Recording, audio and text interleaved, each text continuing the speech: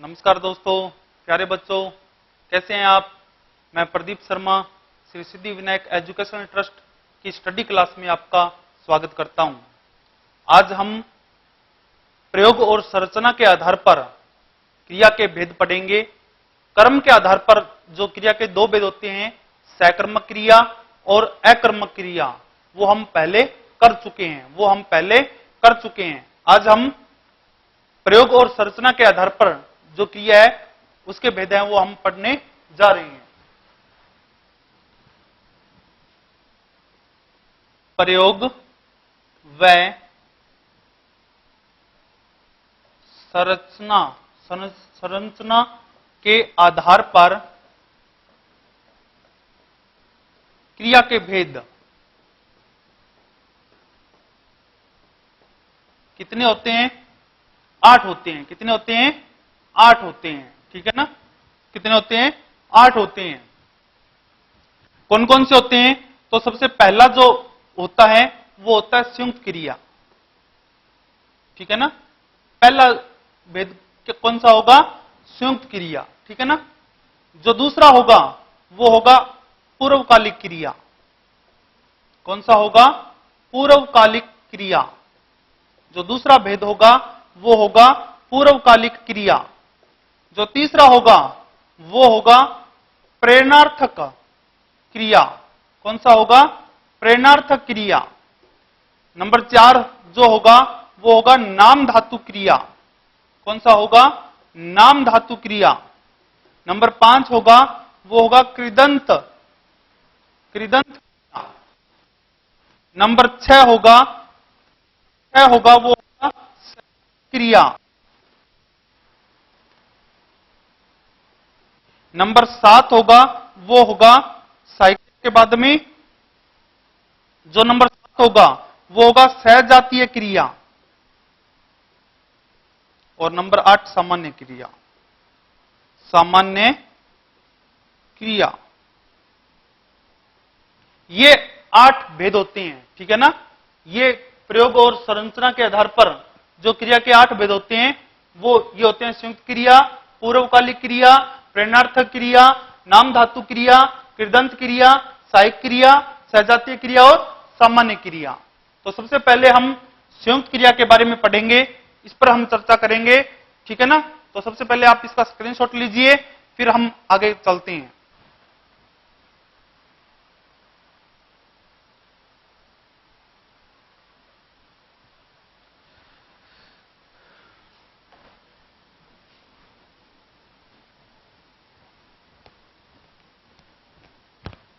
अब हम संयुक्त क्रिया पर चलते हैं। संयुक्त क्रिया सब कहते किसे हैं? सबसे पहले इसकी परिभाषा हम लिखेंगे कि संयुक्त क्रिया किसे कहते हैं। तो जो क्रिया दो या दो से अधिक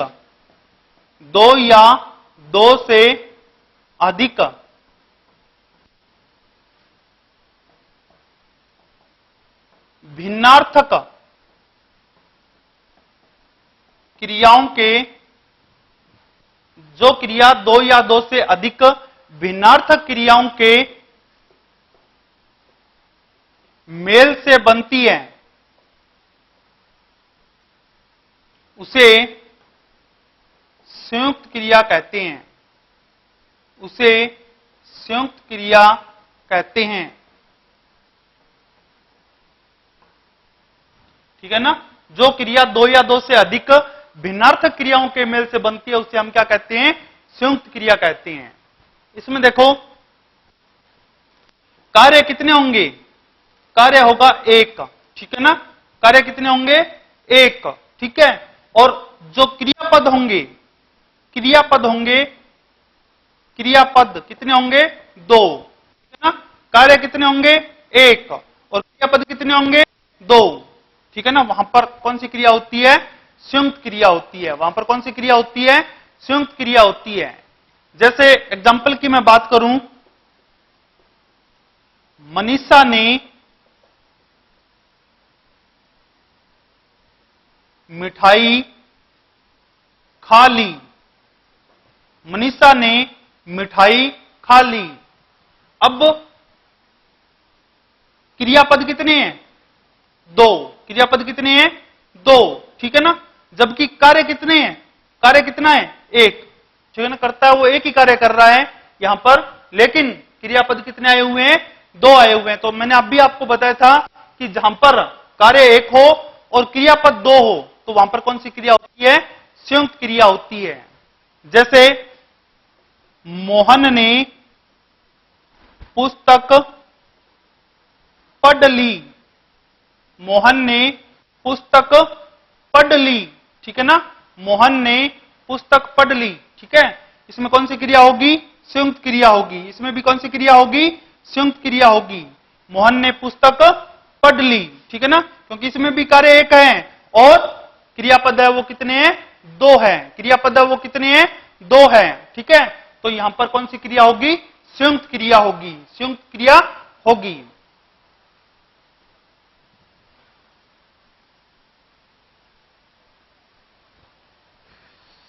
आगे देखो,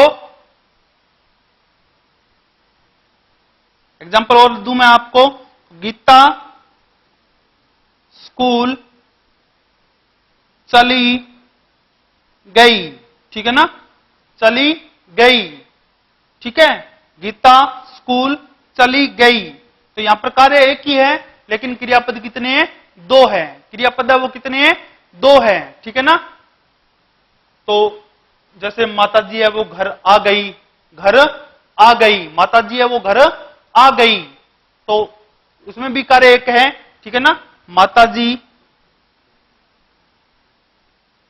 घर आ गई, ठीक है ना। तो जहां पर क्रियापद 2 हो और कार्य 1 हो तो वहां पर कौन सी क्रिया होती है? संयुक्त क्रिया होती है। परिभाषा हम इस प्रकार बोल सकते हैं कि जो क्रिया 2 या 2 से अधिक भिन्नार्थक क्रियाओं के मेल से बनी हो उसे हम क्या कहते हैं? संयुक्त क्रिया कहते हैं। क्रिया जितनी भी आएगी वो सारी क्या होगी? अलग अलग होगी, अलग अलग अर्थ की होगी, ठीक है ना। वो कौन सी क्रिया होगी? संयुक्त क्रिया होगी। तो सबसे पहले आप इसका स्क्रीनशॉट लीजिए, फिर हम आगे 2 नंबर क्रिया पर चलते हैं। कौन सी क्रिया पर? पूर्वकालिक क्रिया पर।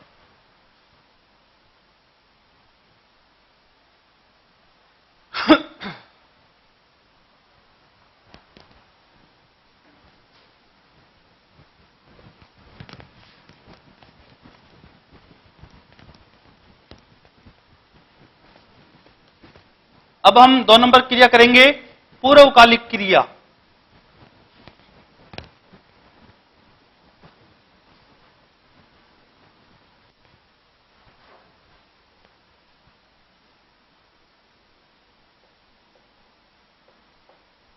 पूर्वकालिक क्रिया, ठीक है ना। पूर्वकालिक क्रिया कि जहां, इसकी परिभाषा हम लिखेंगे कि जहां एक साथ 2 क्रियाएं प्रयुक्त हुई हो, 2 क्रियाएं प्रयुक्त हुई हो, जहां एक साथ 2 क्रियाएं प्रयुक्त हुई हो, एक क्रिया पूरी होने के बाद, एक क्रिया पूरी होने के बाद दूसरी क्रिया संपन्न हो, दूसरी क्रिया संपन्न हो, तो पहले संपन्न होने वाली क्रिया, तो पहले संपन्न होने वाली क्रिया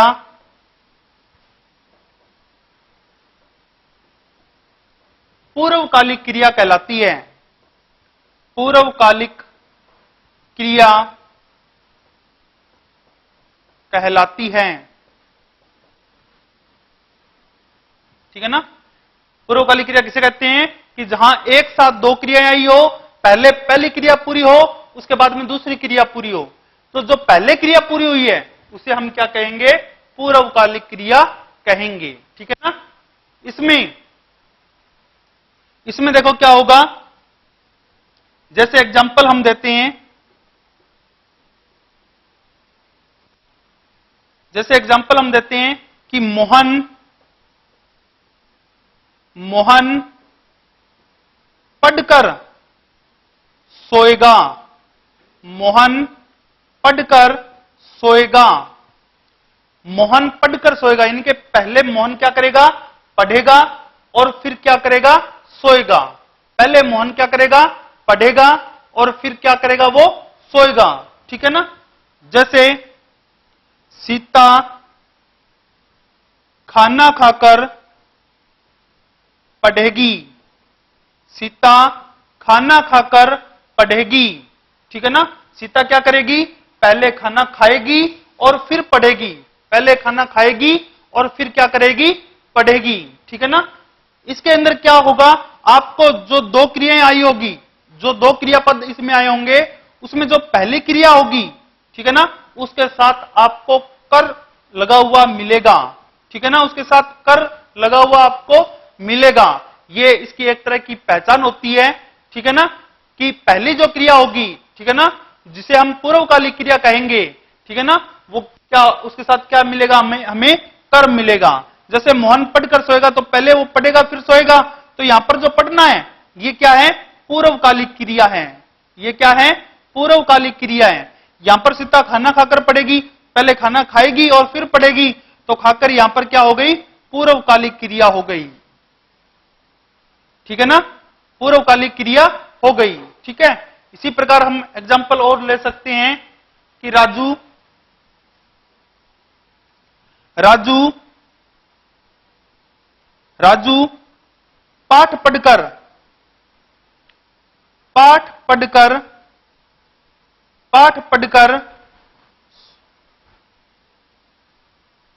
खेलेगा। पाठ पढ़कर खेलेगा, यानी कि राजू है वो पहले क्या करेगा, पाठ पढ़ेगा और फिर खेलेगा।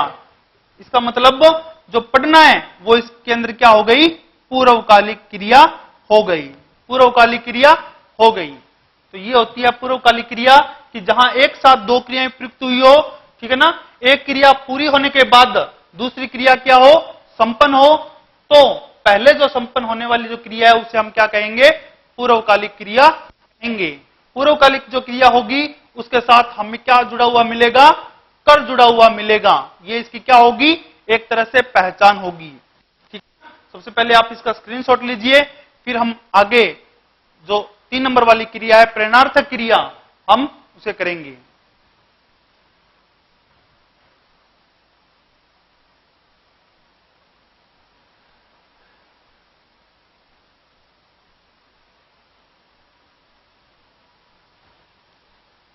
इसमें हम लिख सकते हैं कार्य भी 2 है और क्रियापद भी कितने हैं, 2 है।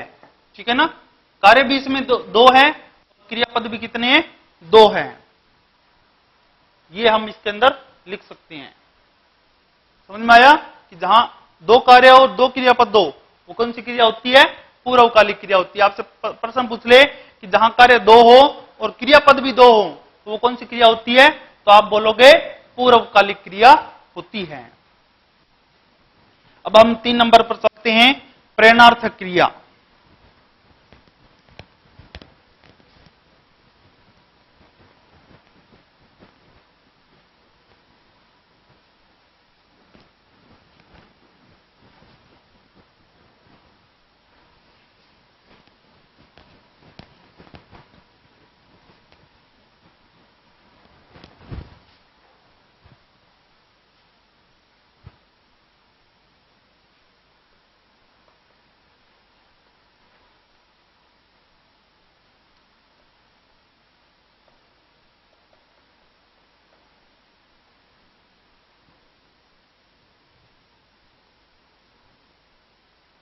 तीन नंबर जो क्रिया होगी हमारी, वो होगी प्रेरणार्थक क्रिया। प्रेरणार्थक क्रिया, इसकी जो परिभाषा लिखेंगे हम, वो इस प्रकार लिखेंगे कि जहां कर्ता स्वयं कार्य न करके, जहां कर्ता स्वयं न कार्य करके, स्वयं, जहां कर्ता स्वयं कार्य न करके किसी अन्य को कार्य करने की प्रेरणा देता है, उसे प्रेरणार्थक क्रिया कहते हैं। उसे प्रेरणार्थक क्रिया है कहते हैं।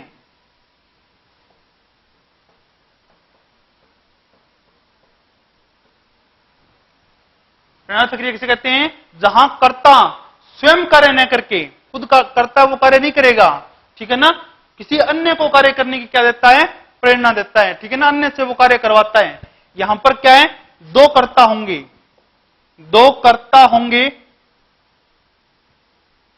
ठीक है ना, होंगे।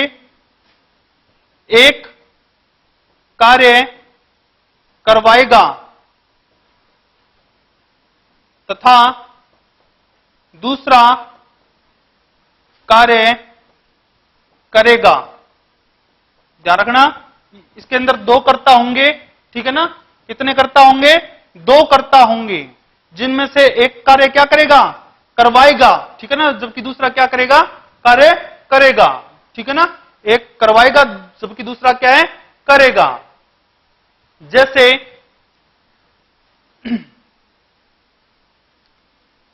रश्मि ने पति से साड़ी खरीदवाई। रश्मि ने पति से साड़ी खरीदवाई, ठीक है ना। रश्मि ने पति से साड़ी खरीदवाई। इस एग्जाम्पल में देखो कि वाक्य का ये करता है, ठीक है ना, वाक्य का करता है, लेकिन ये कार्य नहीं कर रहा है, ठीक है ना। वाक्य के अंदर कितने, मैंने कहा था आपको, दो कर्ता होंगे, ठीक है ना, दो कर्ता होंगे, ठीक है ना। एक कार्य करवाएगा, जैसे रश्मि है वो अपने पति से साड़ी खरीदवाई, तो पति से कार्य करवा रही है, तो यहां पर रश्मि भी करता है और पति भी क्या है? कर्ता के रूप में है, ठीक है ना। और जो रश्मि है वो तो कार्य करवा रही है, जबकि पति है वो कार्य कर रहा है। तो यहां पर क्या होगा? रश्मि ने पति से साड़ी खरीदवाई, तो यहां पर कौन सी क्रिया होगी? प्रेरणार्थक क्रिया होगी। कौन सी क्रिया होगी? प्रेरणार्थक क्रिया होगी, ठीक है ना। जैसे मजदूरों से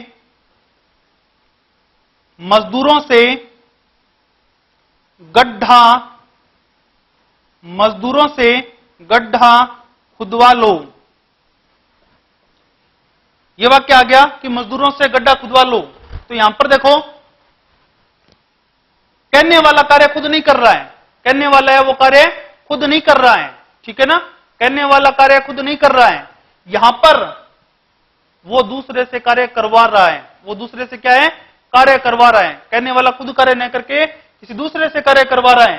तो यहां पर मजदूर है वो तो कार्य करने का काम कर रहे हैं, ठीक है ना, जबकि जो इनको आदेश दे रहा है वो इनसे कार्य करवा रहा है, ठीक है ना। एक कर्ता इसमें दिखाई दे रहा है तो दूसरा कर्ता है वो इसमें दिखाई नहीं दे रहा है। तो इसमें कौन सी क्रिया होगी? प्रेरणार्थक क्रिया होगी, ठीक है ना। इसी प्रकार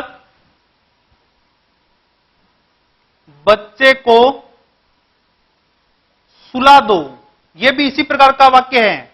बच्चे को सुला दो, कहने वाला खुद काम नहीं कर रहा है, ठीक है ना, वो किसी अन्य को कार्य करने की क्या दे रहा है? प्रेरणा दे रहा है। वो किसी अन्य को कार्य करने की क्या दे रहा है? प्रेरणा दे रहा है। किसी अन्य को कार्य करने की क्या दे रहा है? प्रेरणा दे रहा है, ठीक। अब हम आगे करेंगे नाम धातु क्रिया। अब हम आगे कौन सी क्रिया करेंगे? नाम धातु क्रिया करेंगे, ठीक है ना। जहां संज्ञा, सर्वनाम तथा विशेषण, संज्ञा, सर्वनाम तथा विशेषण के साथ कोई प्रत्यय जोड़ दिया जाए, कोई प्रत्यय जोड़ दिया जाए तो बनने वाला शब्द यदि क्रिया का रूप धारण कर लेता है, यदि क्रिया का रूप धारण कर लेता है, क्रिया का रूप धारण कर लेता है,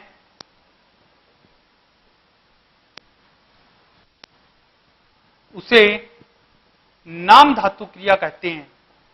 नाम धातु क्रिया कहते हैं। ठीक है ना, कि नाम धातु क्रिया किसे कहते हैं कि जहां संज्ञा शब्द, सर्वनाम शब्द या विशेषण शब्द के साथ कोई प्रत्यय को जोड़ दिया जाता है, कोई प्रत्यय को प्लस कर दिया जाता है, ठीक है ना, तो उससे जो नया शब्द बनेगा, उससे जो नया शब्द बनेगा, यदि वह क्रिया का रूप धारण कर लेता है तो हम उसे क्या कहेंगे, नाम धातु क्रिया कहेंगे। जैसे मैं शब्द लिखूंगा अपना, तो इसमें जब हम प्रत्यय ऐड करेंगे तो क्या हो जाएगा, अपनाना। ठीक है ना, अपना क्या हो जाएगा, अपनाना। ठीक है ना, फिर मैं शब्द लिखूंगा लज्जा, तो लज्जा का क्या हो जाएगा लजाना। ठीक है ना, और एक शब्द और बन जाएगा लजियाना। लज्जा का क्या हो जाएगा लजाना अथवा लजियाना। उसके बाद में रंग शब्द है, रंग हो जाएगा रंगना अथवा रंगाना। ठीक है ना, रंग का क्या हो जाएगा रंगना या रंगाना। फिर है चमक, चमक का क्या हो जाएगा चमकना या फिर चमकाना। ठीक है ना, इस प्रकार के शब्द है वो इसके अंदर, इनके ये शब्द है वो संज्ञा सर्वनाम या विशेषण में आते हैं। इनके साथ जब हम कोई भी प्रत्यय जोड़ेंगे, इसमें मैंने ना प्रत्यय जोड़ा है, ठीक है ना, ना प्रत्यय जोड़ा है, ठीक है ना, इसके अंदर मैंने ना प्रत्यय जोड़ा है, ठीक है ना, ना प्रत्यय जोड़ा है, ना प्रत्यय जोड़ा है।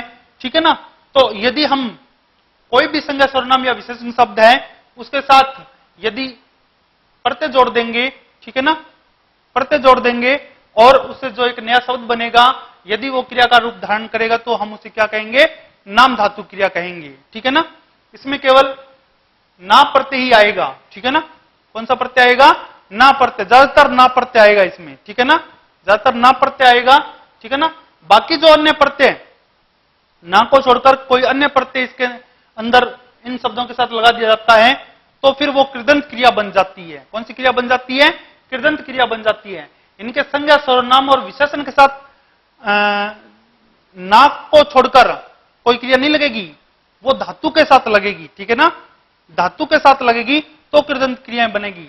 ये तो है संज्ञा सर्वनाम और विशेषण के साथ, संज्ञा सर्वनाम और विशेषण के साथ कोई प्रत्यय जोड़ देंगे तो बनेगा नाम धातु क्रिया।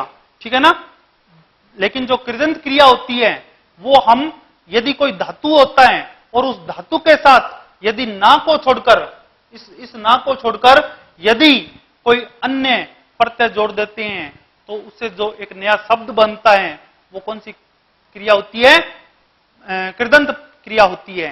तो उसके बारे में हम अभी पढ़ेंगे आगे। सबसे पहले आप इसका स्क्रीनशॉट लीजिए। ध्यान रखना, नाम धातु क्रिया में संज्ञा सर्वनाम और विशेषण के साथ कोई प्रत्यय जुड़ेगा। ठीक है ना, यदि इसके साथ कोई प्रत्यय जोड़ दिया जाए, कोई भी प्रत्यय जोड़ दिया जाए, ज्यादातर ना आता है लेकिन कोई भी आ सकता है प्रत्यय, ठीक है ना, तो वो नाम धातु क्रिया होती है। ठीक है ना, और अब हम इसके आगे पढ़ेंगे वो कौन सी क्रिया होगी, कृदंत क्रिया होगी। तो सबसे पहले आप इसका स्क्रीनशॉट लीजिए।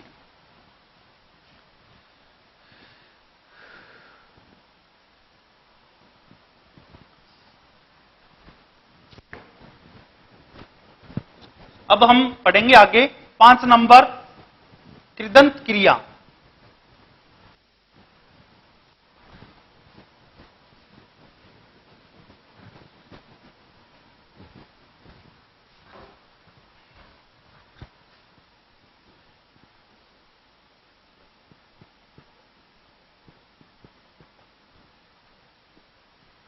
जहां किसी धातु के साथ, किसी धातु के साथ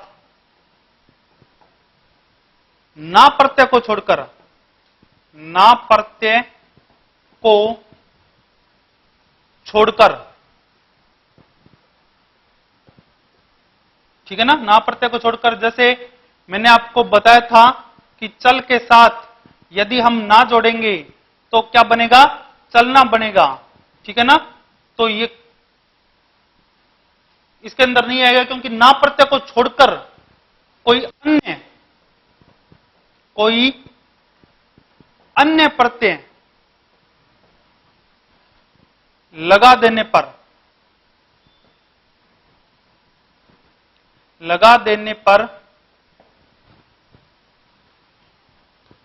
कोई अन्य प्रत्यय लगा देने पर बनने वाला शब्द कृदंत क्रिया होती है।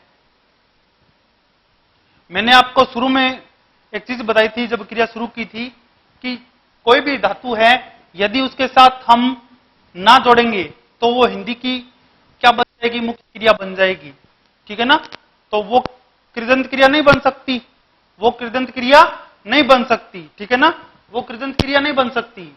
इसलिए मैं कह रहा हूं आपको, कोई भी धातु के साथ यदि ना प्रत्यय जोड़ दिया जाए तो वो कृदंत क्रिया है, वो नहीं होगी, कृदंत क्रिया है वो नहीं होगी।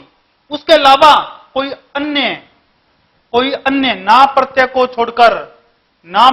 छोड़कर कोई अन्य प्रत्यय लगा देने पर बनने वाला शब्द है वो क्या होती है, कृदंत क्रिया होती है। जैसे शब्द है, धातु है चल, और चल के साथ मैंने क्या जोड़ा, ता जोड़ा, तो शब्द बन गया चलता, ठीक है ना। चल के साथ यदि मैंने कर जोड़ा तो शब्द बन गया चलकर। चल धातु के साथ यदि मैंने आ जोड़ा, आ प्रत्यय जोड़ा, तो शब्द बन गया चला, ठीक है ना। और चल धातु के साथ यदि मैंने एगा शब्द जोड़ा या एगा प्रत्यय जोड़ा तो बन गया चलेगा। ये जो क्रियाएं हैं ये कृदंत क्रियाएं होगी, ये जो क्रियाएं होगी वो क्या होगी, कृदंत क्रियाएं होगी, ठीक है ना। कोई भी इनके ना को छोड़कर हम कोई भी प्रत्यय जोड़ सकते हैं। यदि ना को छोड़कर कोई भी प्रत्यय जोड़ देंगे, ठीक है ना, कोई भी धातु के साथ, तो वो सारी की सारी क्या होगी, कृदंत क्रियाएं होगी, ठीक है ना।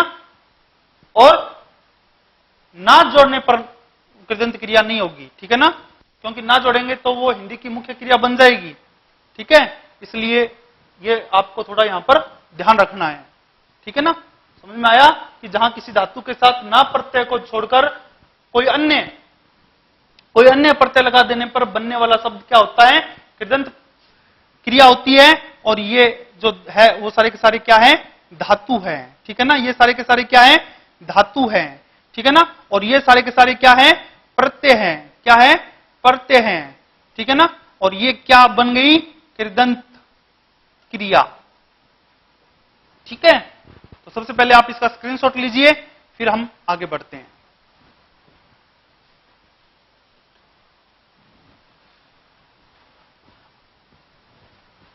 आगे देखो, सहायक क्रिया।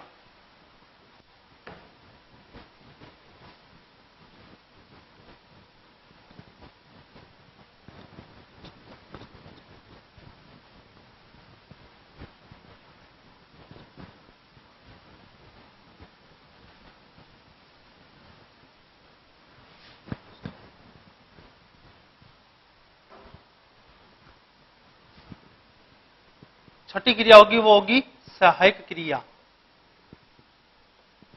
इसकी परिभाषा क्या होगी, वाक्य में मुख्य क्रिया की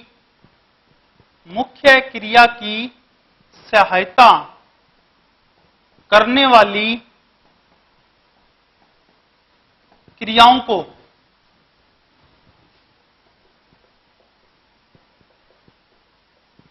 सहायक क्रिया कहते हैं, सहायक क्रिया कहते हैं। वाक्य में मुख्य क्रिया की सहायता करने वाली क्रियाओं को क्या कहते हैं, सहायक क्रिया कहते हैं। वाक्य में मुख्य क्रिया की सहायता करने वाली क्रियाओं को हम क्या कहते हैं, सहायक क्रिया कहते हैं। जैसे हम पढ़ रहे हैं, हम पढ़ रहे हैं। ठीक है ना, ध्यान रखना, ये जो सहायक क्रियाएं हैं इसमें क्रिया है वो काल का परिचय देती है। सहायक क्रिया में, सहायक क्रिया में क्या है, क्रिया है वो काल का परिचय देती है। क्रिया काल का परिचय देती है, ध्यान रखना, परिचय देती है। कैसे? हम पढ़ रहे हैं, ठीक है ना, हम पढ़ रहे हैं, कौन सा काल है इसमें? ठीक है ना, हम पढ़ रहे हैं, इसमें कौन सा काल है? इसमें है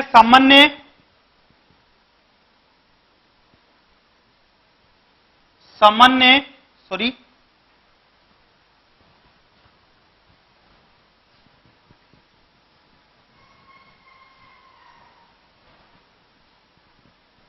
अपूर्ण वर्तमान काल। हम पढ़ रहे हैं, इसमें कौन सा काल है? अपूर्ण वर्तमान काल, अपूर्ण वर्तमान काल है। ठीक है ना, हम पढ़ रहे हैं, जैसे इसमें पढ़ना क्या है? मुख्य क्रिया है। ठीक है ना, कौन सी क्रिया है? मुख्य क्रिया। जबकि रहे हैं ये क्या है? सहायक क्रिया है। कौन सी क्रिया है? सहायक क्रिया है। ठीक है ना, जैसे मैंने एग्जाम्पल और लिखूं, जैसे उषा ने पुस्तक, उषा ने पुस्तक पढ़ी थी, उषा ने पुस्तक पढ़ी थी। इसके अंदर क्या है? ये जो पढ़ी है ये क्या है? मुख्य क्रिया है। ये क्या है? मुख्य क्रिया है। जबकि थी ये क्या है? सहायक क्रिया है। ये क्या है? सहायक क्रिया है। ठीक है ना, उषा ने पुस्तक पढ़ी थी, ये क्या है? सहायक क्रिया। इनके पढ़ी इसमें मुख्य क्रिया है, जबकि थी ये क्या है? इसमें सहायक क्रिया है। ठीक है ना, सहायक क्रिया है। आगे है, जैसे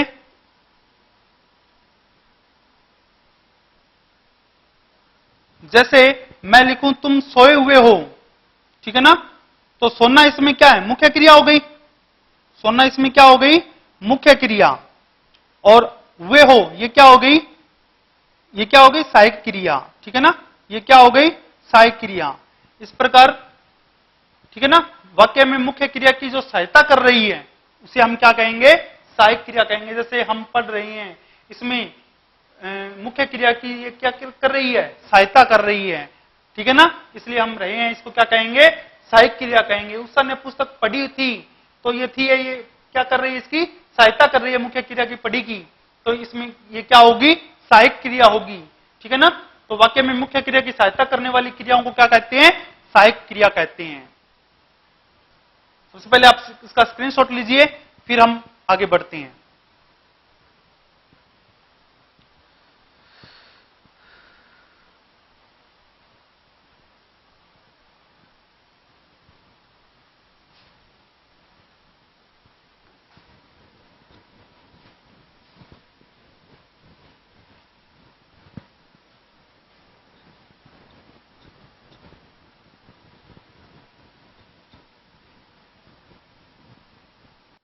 आगे हम पढ़ेंगे सहजातीय क्रिया।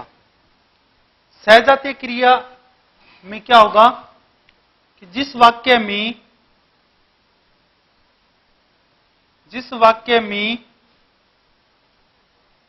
कर्म तथा क्रिया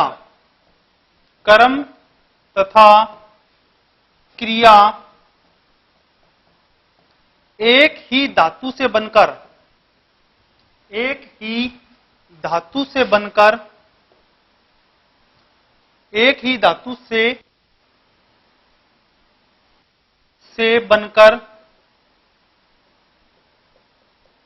एक साथ प्रयुक्त हों, उसे सहजातीय क्रिया कहते हैं। उसे सहजातीय क्रिया कहते हैं। इसकी परिभाषा सीधी भी हो सकती है इस प्रकार कि जो क्रिया कर्म और क्रिया जो एक ही धातु से बने उसे क्या कहते हैं? सहजातीय क्रिया कहते हैं। तो जिस वाक्य में कर्म तथा क्रिया एक ही धातु से बनकर एक साथ प्रयुक्त हो उसे क्या कहते हैं? हम सहजातीय क्रिया कहते हैं। जैसे वाक्य की रचना होती है, कर्ता, कर्म और क्रिया। अब देखो, कर्ता और कर्म ये दोनों कारक होते हैं और ये बनते हैं, ये क्या होंगे? संज्ञा और सर्वनाम से बने होंगे। और क्रिया होती है वो धातु की से बनी होती है। अब जब कर्म और क्रिया एक ही धातु से बने हो तो इसका मतलब, धातु से बने हो इसका मतलब वो संज्ञा सर्वनाम नहीं होंगे, ठीक है ना। कर्म है वो क्या नहीं होगा? संज्ञा या सर्वनाम नहीं होगा, ठीक है ना। कर्म क्या होगा फिर? धातु से बना होगा। किससे बना होगा? धातु से बना होगा, ठीक है ना। सहजातीय क्रिया में जो कर्म है वो संज्ञा या सर्वनाम शब्द नहीं होकर क्या होगा? धातु होगा, ठीक है ना। क्या होगा? धातु होगा, ठीक है ना। जैसे हम बात करें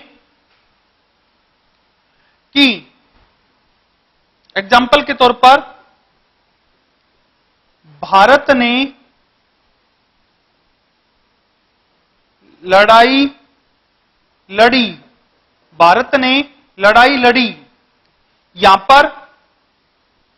पर क्या होगा? जो ये तो वाक्य का कर्ता है, ठीक है ना, ये कर्म है और ये क्रिया है। अब ये कर्म और क्रिया जो है वो एक ही धातु से बने होंगे, यानी कि इसमें भी लड़ धातु है और इसमें भी लड़ धातु है। समझ में आ गया?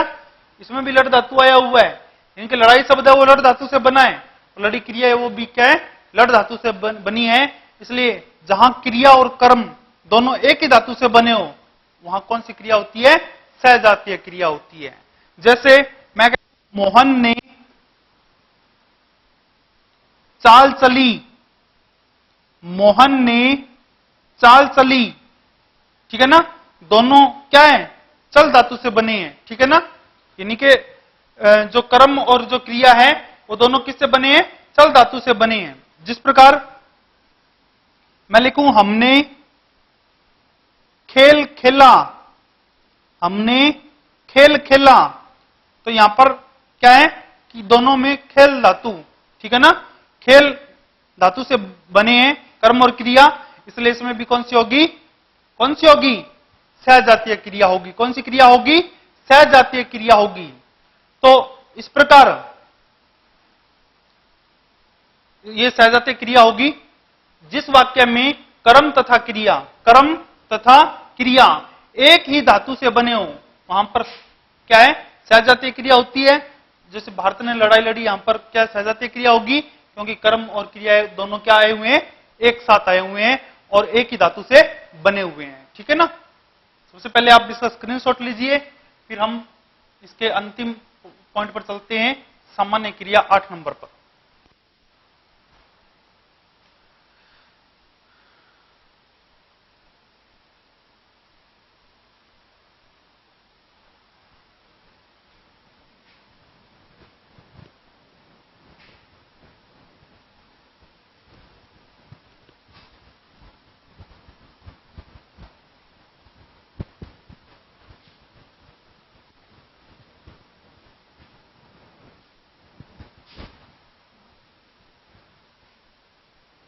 आठ नंबर है सामान्य क्रिया।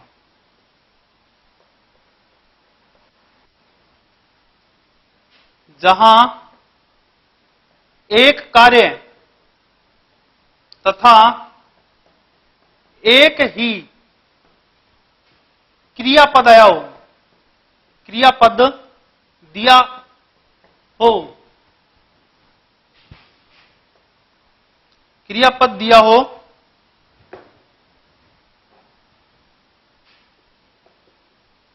वहां सामान्य क्रिया होती है। सामान्य क्रिया होती है, ठीक है ना। जैसे मोहन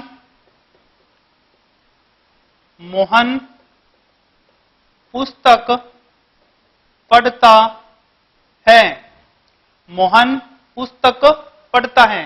यहां पर देखो एक ही कार्य है और एक ही क्रियापद है, इसलिए इसमें कौन सी होगी? सामान्य क्रिया होगी। कौन सी होगी? सामान्य क्रिया होगी, ठीक है ना। इसी प्रकार यदि हम कोई और एग्जाम्पल लिखें। जैसे सीता गाना गाती है, सीता गाना गाती है, तो यहां पर भी एक कार्य है और एक ही क्रियापद है, इसलिए यहां पर भी कौन सी होगी, सामान्य क्रिया होगी। ठीक है ना, समझ गए। तो अब सबसे पहले आप इसका स्क्रीनशॉट लीजिए, उसके बाद में हम एक पॉइंट हमारा बचा हुआ है उस पर चलेंगे।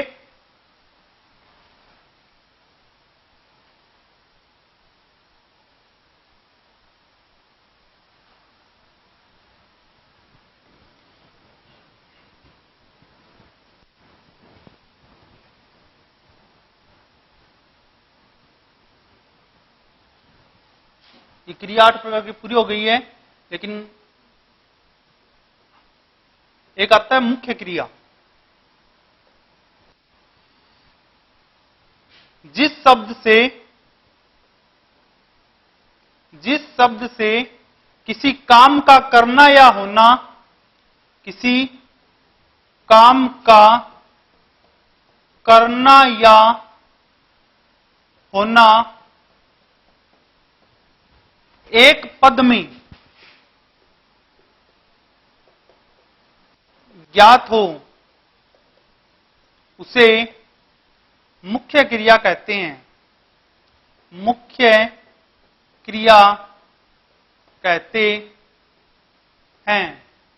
इनके जिस शब्द से किसी काम का करना या होना एक पद में ज्ञात हो, उसे हम क्या कहेंगे, मुख्य क्रिया कहेंगे। ठीक है ना। जैसे यही परिभाषा हम थोड़ी सी बदलकर क्रिया की करते हैं कि जिस शब्द से किसी काम का करना या होना पाया जाए, उसे हम क्या कहते हैं, क्रिया कहते हैं। और जिस शब्द से किसी काम का करना या होना एक पद में ज्ञात हो, उसे हम क्या कहेंगे, मुख्य क्रिया कहेंगे। इसकी परिभाषा ये बन जाएगी। ठीक है ना। जैसे मैं कह दूं राम पढ़ा,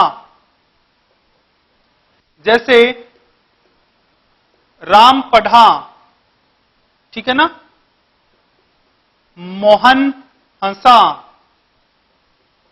मोहन हंसा, ठीक है ना। श्रुति खेली,